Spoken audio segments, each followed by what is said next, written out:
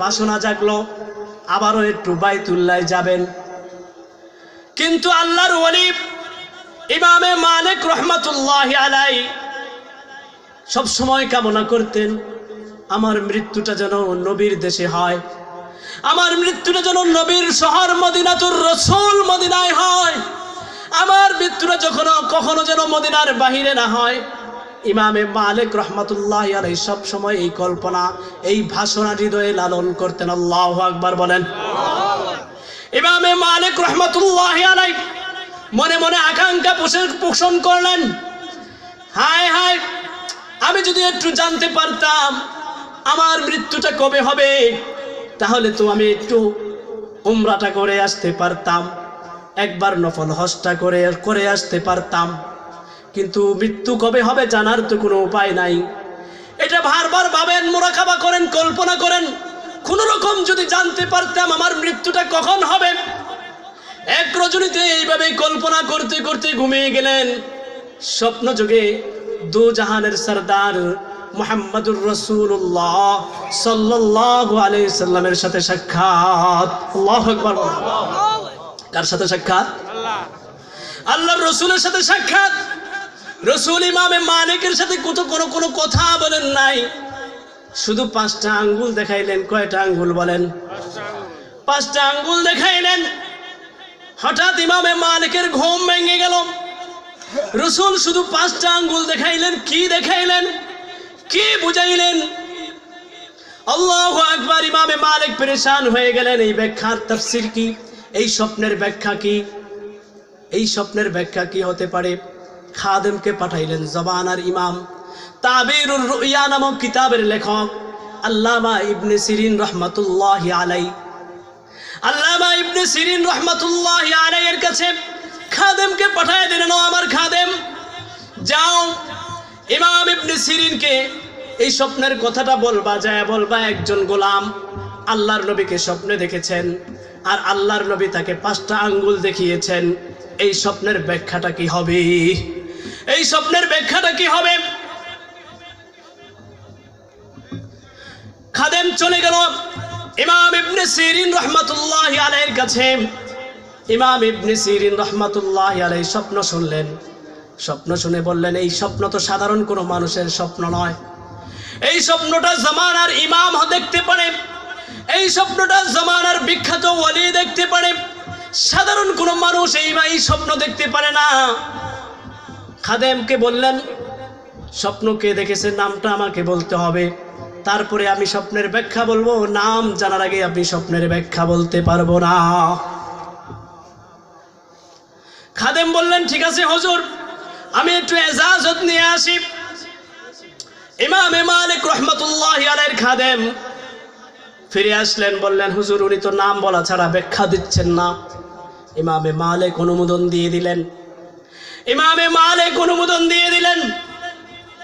খাদেম গেলেন, নাম বললেন। ইমাম ইবনে সিরিন বললেন, এই তো বলেছি জামানার বিখ্যাত ইমাম ছাড়া এই স্বপ্ন কেউ দেখতে পারে না। এবার ইমাম ইবনে সিরিন রহমাতুল্লাহি আলাইহি স্বপ্নের ব্যাখ্যা দিলেন। হে খাদেম, তোমার হুজুরকে বলে দিবা, জামানার ইমাম ইমামে মালিককে বলে দিবা, আল্লাহর রাসূল 5 আঙ্গুল দ্বারা তার হায়াত 5 দিন আছে এটা বোঝায় নাই, তার হায়াত 5 মাস আছে এটাও বোঝায় নাই। আল্লাহর রাসূল 5 আঙ্গুল দেখানোর দ্বারায় তার হায়াত 5 বছর আছে এটাও বোঝায় নাই। আল্লাহর রাসূল 5 আঙ্গুল দেখানোর দ্বারায় তাকে বোঝানোর চেষ্টা করেছেন পৃথিবীতে 5টা বিষয়ের জ্ঞান একমাত্র আল্লাহর কাছে রয়েছে। কার কাছে রয়েছে বলেন? এটাই আল্লাহ বলেছেন 5ম নাম্বার, ওয়ামা তাদরি নাফসুম বিআই আরদিন তামুত।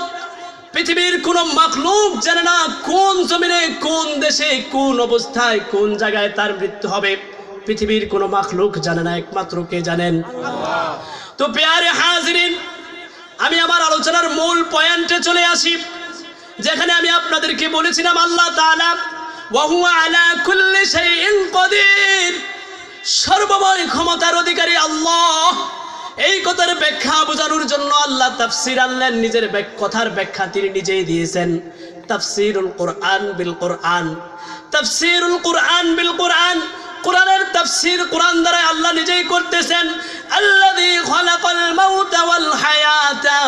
লিয়াবলুয়াকুম আইয়ুকুম আহসানু আমালা। কয় ওহুয়া আলা কুল্লি শাইইন, এর পরিচয় পেতে চাও তাহলে শোনো, তিনি হলেন সেই সত্তা যিনি মৌত আর হায়াতকে সৃষ্টি করেছেন। জানার বিষয় হলো আল্লাহ মৃত্যুকে কেন আগে বললেন, হায়াতকে কেন পরে আনলেন?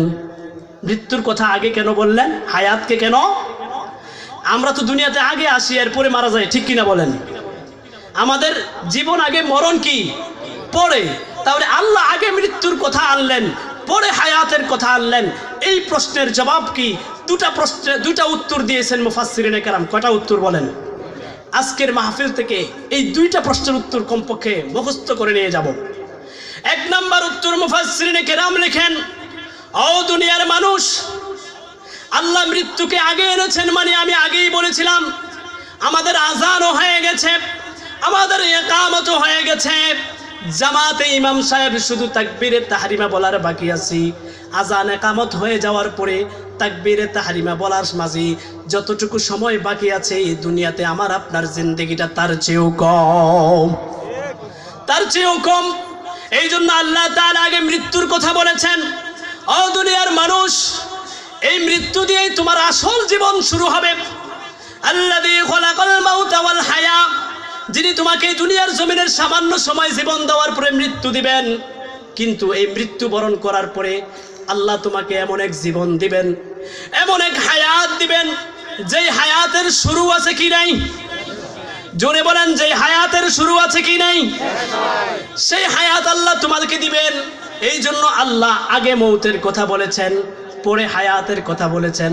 কারণ যেই হায়াত শুরু আছে শেষ নাই, এটাই হলো প্রকৃত হায়াত। যেই হায়াত শুরু হয়ে শেষ হয়ে যাওয়ার কথা রয়েছে, যে কোনো মুহূর্তে চলে যাওয়ার কথা রয়েছে, প্যারে হাজরিন, সেই হায়াতটা হায়াত নয়, সেই হায়াতটা আল্লাহ আমাকে আপনাকে দিয়েছে ওই আবাদুল আবাদের জিন্দেগির সামানা জোগাড় করার জন্যে। সেই আবাদুল আবাদের জিন্দেগির সামানা জোগাড় করতে হবে এই হায়াত থেকে। এই জন্যই আল্লাহর রাসূল বলেন, হযরত আব্দুল্লাহ ইবনে ওমর বলেন, একদিন আল্লাহর রাসূলের সাথে আমি হাঁটতেছি, আল্লাহর রাসূল আমার কাঁধে ধরলেন। বন্ধু যখন বন্ধুর সাথে হাঁটে তখন বন্ধু বন্ধুকে কি করে? কাঁধে হাত দেয় মহব্বতের কারণে। আল্লাহর নবী তার সাহাবীদেরকে তার চেয়েও বেশি মহব্বত করতেন। আব্দুল্লাহ বিন ওমরের কাঁধে হাত দিলেন।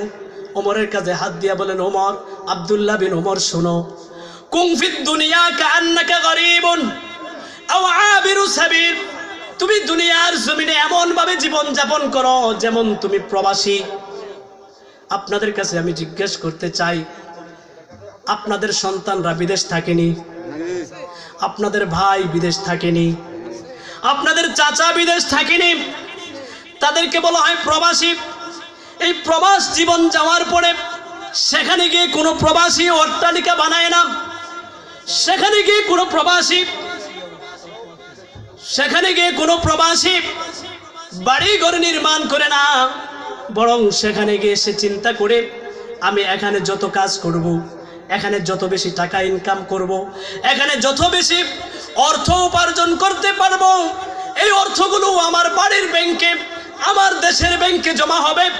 প্যারে হাজরিন, আমার দেশের ব্যাংকে যখন জমা হয়ে যাবে, আমি যখন প্রবাস জীবন থেকে বাড়িতে ফিরে যাব, সেই বাড়ির জিন্দেগিটা হলো আমার 40 বছর হোক 50 বছরের হতে পারে। প্রবাস জীবনের জিন্দেগি 5 বছর 10 বছর, বাড়ির জিন্দেগি হলো 50 বছরের।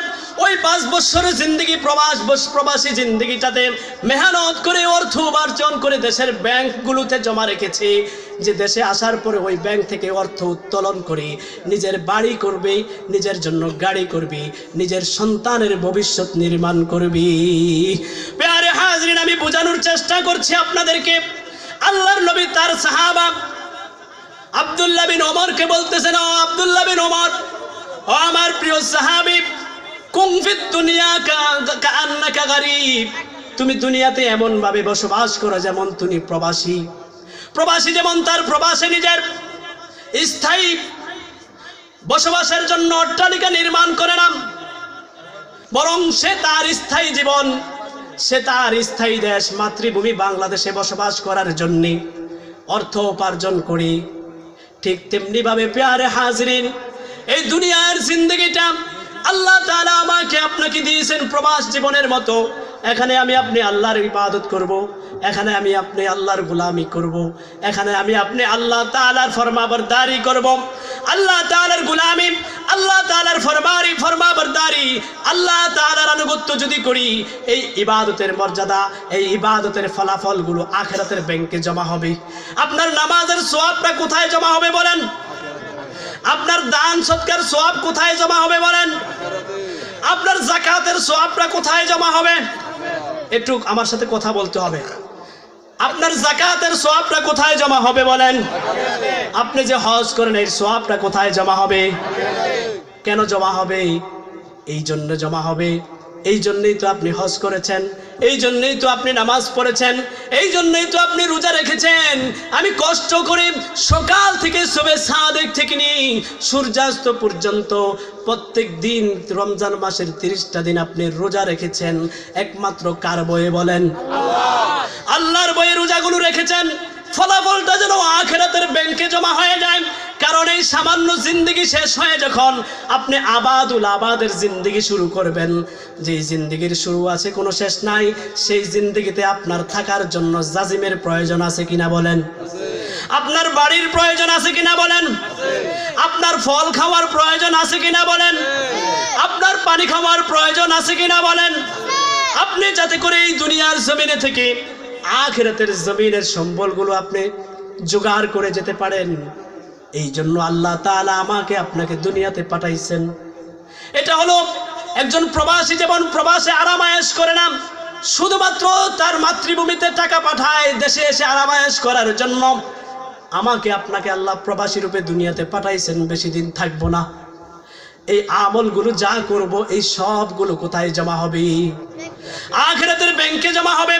এখন আমার আমল যদি নেক হয় আমার কোনো চিন্তা নাই। ওয়া আম্মা মান উতিয়া কিতাবাহু বিয়ামিনি, সূরা হাক্কার মাঝে আল্লাহ বলেছেন যার আমলনামাটা তার ডান হাতে দেয়া হবে। আমলনামা কোথায়?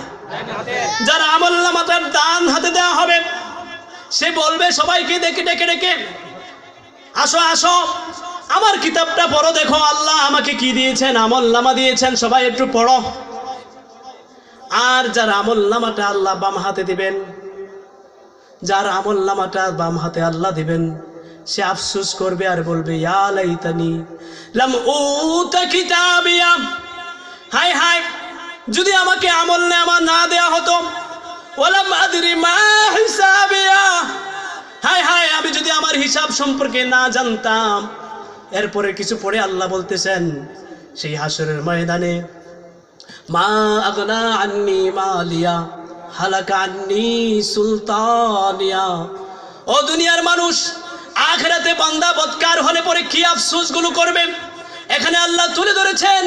সে আফসোস করে বলতে থাকবে দুনিয়াতে আমি দুর্নীতি করে লক্ষ লক্ষ টাকা কামাই করলাম, দুনিয়াতে আমি অন্যায়ভাবে লক্ষ লক্ষ টাকা কামাই করলাম, জনগণের অর্থ আত্মসাৎ করে আমি অট্টালিকা তৈরি করলাম, কিন্তু মা আগনা আন্নি মালিয়া, আজকে এই আখিরাতের ময়দানে আমার মাল আমার কোনো কাজে আসে নাই।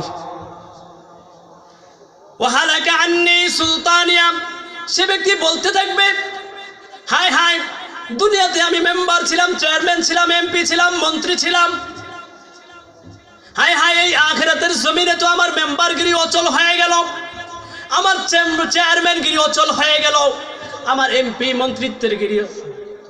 কয় মিনিট? 10 মিনিট। চেয়ারম্যান বলবে সেদিন, এমপি মন্ত্রী বলবে হায় হায় হালাকা আন্নি সুলতানিয়া, আমার কি হয়ে গেল, আমার রাজত্ব তো খতম হয়ে গেল। সেদিন আসলেই কারো রাজত্ব চলবে না, চলবে কার রাজত্ব? সেদিন একমাত্র আল্লাহর রাজত্ব চলবে। যেই মালাকুল মাউত দুনিয়ার সব মাখলুকাতের জান কবজ করবেন। আলোচনা শেষের দিকে আমি চলে যাচ্ছি প্যারে হাজিরিন। যেই মালাকুল মাউত দুনিয়ার সব মাখলুকাতের জান কবজ করবেন, কিয়ামতের পরে সব মাখলুকাতের জান কবজ করার পরে আল্লাহর দরবারে হাজির হবেন। আল্লাহর কাছে এসে বলবেন ওগো মাওলাই করিম, দুনিয়ার সব মাখলুকাতের জান কবজ করে ফেলেছি, আর মাত্র 4 জন ফেরেশতা আমি আজরাইল, জিব্রাইল, মিকাইল, ইসরাফিল বাকি আছি, আর আপনার আরশের 8 জন ফেরেশতা বাকি আছে। আল্লাহ বলবেন, আজরাইল তোমার সহপাঠী 3 জনকেও, তোমার সহপাঠী 3 জনকেও জান কবজ করে নাও। এই নির্দেশটা পাওয়ার পরে আজরাইল খুব কষ্ট পাবেন, কারণ দীর্ঘদিনের সহকর্মী, দীর্ঘদিনের বন্ধু, এখন বন্ধুদের জান কবজ করতে হবে। কিন্তু ফরমান কার?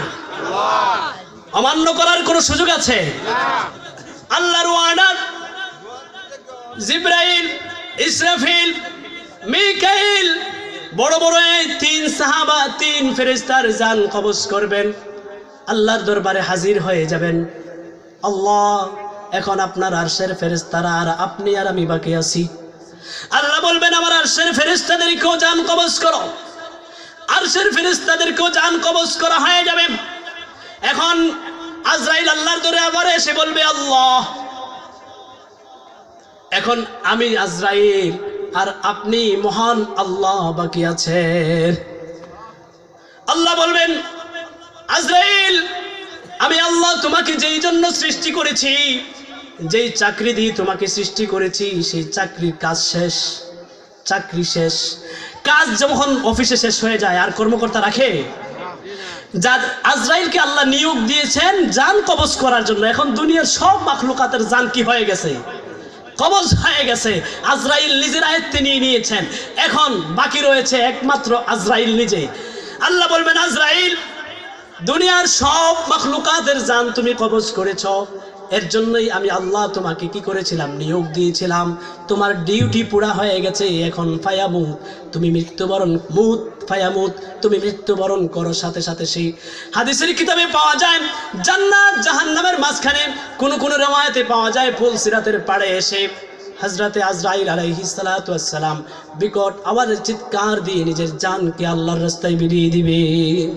মৃত্যু হয়ে যাবে, দুনিয়ার সব শেষ, কোনো মাখলুকাত নাই। কুল্লু মান আলাইহা ফান ওয়া ইয়াবকা ওয়াজহু রাব্বিকা যুল জালালি।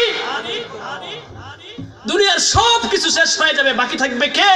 আল্লাহ। যখন কিছু নেই, পিরোপতন নীরবতা, একেবারে পিরোপতন নীরবতা, ঠিক সেই মুহূর্তে আল্লাহ তাআলা 3 বার বলবেন, লিমানিল মুলকুল ইয়াউম। কয়বার বলবেন? লিমানিল মুলকুল ইয়াউম। আজকের রাজত্ব কার? প্রথমবার বলার পরে কোনো আওয়াজ আসবে না। দ্বিতীয়বার আবার বলবেন, লিমানিল মুলকুল ইয়াউম। আজকের রাজত্ব কার? কোনো আওয়াজ আসবে না, কোনো উত্তর আসবে না। তৃতীয়বার আবার বলবেন, লিমানিল মুলকুল ইয়াউম। আজকের রাজত্ব কার? কোনো আওয়াজ আসবে না। তখন আল্লাহ নিজেই জবাব দিবেন, লিল্লাহিল ওয়াহিদিল কাহ্হার। আল্লাহু আকবার বলেন।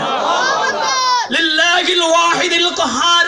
একমাত্র পরাক্রমশালী এক আল্লাহর জন্যই হলো সমস্ত ক্ষমতা, ঠিক কিনা বলেন? প্রিয় হাজরিন, বলতেছিলাম, আলোচনার শেষের দিকে চলে আসলাম। আল্লাহ তাআলা মৃত্যুর কথা কেন আগে বললেন, হায়াতের কথা কেন পরে বললেন? এর একটা উত্তর দিয়েছি।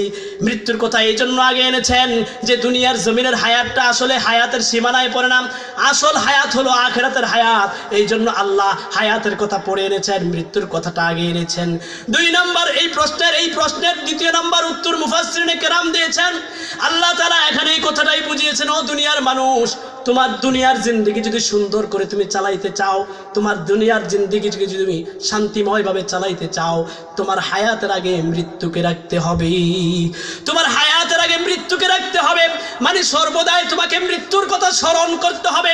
এই জন্য আল্লাহর রাসূল বলেছেন, আকসিরু যিকর হাযিমিল লাজ্জাত। ও আমার উম্মতেরা, মৃত্যু যে জিনিস দুনিয়ার সব স্বাদকে বিষাদে পরিণত করে দেয়, সেই মৃত্যুর জিকির বেশি বেশি করো। কারণ মৃত্যুর কথা যখন মনে থাকবে, আর ডাকাতি করতে মন চাবে? দুর্নীতি করতে মন চাবে? কারণ সে যখন জানবে আমাকে মরে যেতে হবে, আমাকে আল্লাহর দরবারে উঠতে হবে। তার মৃত্যুর কথা যখন মনে থাকবে, ডাকাতি করার সাহস তার হবে না, চুরি করার সাহস তার হবে না, জিনা করার সাহস তার হবে না, নামাজ না পড়ার সাহস তার হবে না, যাকাত না দেওয়ার সাহস তার হবে না। কারণ তার যখন মনে থাকবে আমাকে মরতে হবে, আল্লাহর দরবারে হাজির হতে হবে, আল্লাহ যখন আমাকে জিজ্ঞেস করবেন তোমাকে আমি জীবন দিয়েছি, যৌবন দিয়েছি, ধন দৌলত দিয়েছি, তোমাকে আমি ক্ষমতা দিয়েছি, প্রতিপত্তি দিয়েছি, যৌবন দিয়েছি, এগুলো কোন কাজে লাগিয়েছ? এই প্রশ্ন যখন আল্লাহ করবেন, এই প্রশ্নের উত্তর না দিয়ে কিন্তু আখিরাতের ময়দান থেকে সরা যাবে না। এটা যখন মনে রাখবে তখন ওই ব্যক্তিরা পাপ করতে পারে না, সে বেলাইনে চলতে পারে না, অন্যের জমিন দখল করতে পারে না, অন্যের বাড়ি দখল করতে পারে না, অন্যের মাথায় আঘাত করতে পারে না, গীবত করতে পারে না, শিকায়াত করতে পারে না, চগলখড়ি করতে পারে না, চুরি করতে পারবে না। যখন এই মৃত্যুর কথা তার মনে থাকবে, এই জন্য আল্লাহর রাসূল বলেছেন আকসিরু যিকরা হাযিমিল লাযযাত, ও দুনিয়ার মানুষ বেশি বেশি মৃত্যুর কথা স্মরণ করো। এই জন্য আল্লাহ সূরা মুলুকের মাঝে হায়াতের আগে মৃত্যুর কথা এনেছেন। ও দুনিয়ার মানুষ, তুমি যদি তোমার হায়াতের জিন্দগিতে জীবন চলার পথে মৃত্যুর কথাকে সামনে রাখো, মৃত্যুকে তোমার স্মরণে রাখো, তোমার জিন্দগিতে তোমার চুরি করার কোনো সম্ভাবনা থাকবে না, বিপথে যাওয়ার কোনো সম্ভাবনা থাকবে না, বেঈমান হওয়ার কোনো সম্ভাবনা থাকবে না। এই তাফসীর করেছেন কিছু কিছু মুফাসসিরিনে কেরাম যে আল্লাহ তাআলা মৃত্যুকে হায়াতের আগে উল্লেখ করেছেন। এর মানে হলো বান্দাকে বোঝাচ্ছেন যে তোমাকে যে হায়াত দেওয়া হয়েছে, এই হায়াতের জিন্দগিতে তুমি মৃত্যুর কথা বেশি বেশি স্মরণ করবা, তাহলে তোমার জিন্দগি সুন্দরভাবে চলবে। আল্লাহ পাক আমাদের সকলকে বেশি বেশি জিক্রে মউত, মৃত্যুর স্মরণ করার তৌফিক দান করে, বলি আমিন। এখন প্রশ্ন আসবে, শেষ করে দিচ্ছি, যে মৃত্যুর জিকির মানে কি? আল্লাহ আল্লাহ যেমন জিকির করি আল মাউত এরকম জিকির করবো নাকি? এর সমাধান দিয়ে যাচ্ছি। রাসূল করিম সাল্লাল্লাহু আলাইহি সাল্লাম সব সময় একটা দোয়া করতেন। এই দোয়াটা আজকে এখান থেকে শিখে যাব। আমার সাথে সকলে পড়েন, আল্লাহুম্মা, একটু জোরে জোরে, আল্লাহুম্মা আইন্নি আলা গমরাতিল মাউতি ওয়া সাকারাতিল মাউত, আল্লাহুম্মা আইন্নি আলা গমরাতিল মাউতি ওয়া সাকারাতিল মাউত। এই দোয়াটা আল্লাহ রাসূল নিজে করতেন। মৃত্যুর যন্ত্রণা থেকে আল্লাহর কাছে সাহায্য চাইতেন আল্লাহর রাসূল যদি মৃত্যু যন্ত্রণা থেকে আল্লাহর কাছে সাহায্য চাওয়া লাগে, আমাদের চাওয়ার দরকার আছে না নাই? আমরা কি আল্লাহর রাসূলের চেয়ে বড় না ছোট? যে আল্লাহর রাসূল নিজে মৃত্যুর যন্ত্রণা থেকে আল্লাহর কাছে সাহায্য চাইতেন, তাহলে আমি যার উম্মত, তিনি যেহেতু মৃত্যু যন্ত্রণা থেকে আল্লাহর কাছে সাহায্য চাইতেন, আমাকেও কি করতে হবে? তাহলে মৃত্যুর জিকির মানে প্রত্যেক নামাজের পরে এই দোয়াটা পড়বেন, আল্লাহুম্মা আইন্নি আলা গমরাতিল মাউতি ওয়া সাকারাতিল মাউত। অর্থটা বলে দিয়ে যাচ্ছি, হে আল্লাহ, আপনি আমাকে মৃত্যুর যন্ত্রণায় সাহায্য করেন, আপনি আমাকে মৃত্যুর যন্ত্রণায় সাহায্য করেন। সামান্য সময় আপনাদের সম্মুখে কোরআন ও সুন্নাহ থেকে আলোচনা করার চেষ্টা করেছি। আপনারা আমার জন্য দোয়া করবেন, আল্লাহ তাআলা যেন যে কথাগুলো বলেছি এগুলোর উপর সর্বাগ্রে আমাকে এবং আমাদের সকলকে আমল করার তৌফিক দান করে, বলি আমিন। ওয়া আখির দাওয়ানা আলহামদুলিল্লাহি রাব্বিল আলামিন।